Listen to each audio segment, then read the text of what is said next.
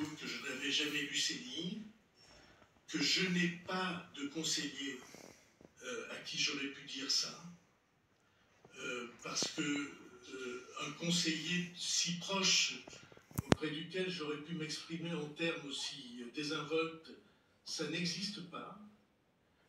Il se trouve que en 97, c'est 97 vous dites, mon directeur de cabinet est Marielle de Sarnez.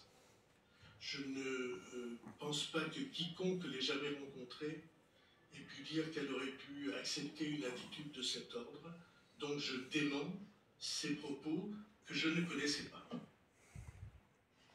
Alors, monsieur le rapporteur, juste une minute. Pour votre information et puis la bonne tenue des débats, nous avons prévu une série de questions à poser au Premier ministre de la part du rapporteur et de la rapporteure. Voilà donc cette audition qui se poursuit à l'Assemblée nationale, encore un échange vif entre le Premier ministre et le co-rapporteur Paul C'est qu'il a dit avant qu'au de la départ, France il avait Insoumise. On enregistré va parce que. décrypter ce Mais moment il sur a le dit plan un truc politique, que. sur le fond également. Pas lui, mais les autres les ont posé la question que. Des violences physiques, des sévices sexuels à Notre-Dame de Bétarame et du degré de connaissance qu'avait le Premier ministre.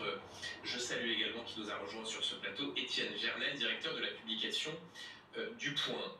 Marion Mourgue, au cœur de ces échanges pendant 2 heures, la question de ce que savait François Bayrou, avec, il faut le dire, toujours cette difficulté à se sortir de cette contradiction initiale. Sa première prise de parole à l'Assemblée nationale comme Premier ministre consistant à dire « je n'ai jamais entendu parler ni de violence physique et a fortiori sexuelle », avec des éléments qui peuvent démontrer le contraire. Pourtant, François Bayrou le dit, ma version n'a pas varié. Est-ce que François Bayrou a été convaincant Dile que me respete, me está ruñando.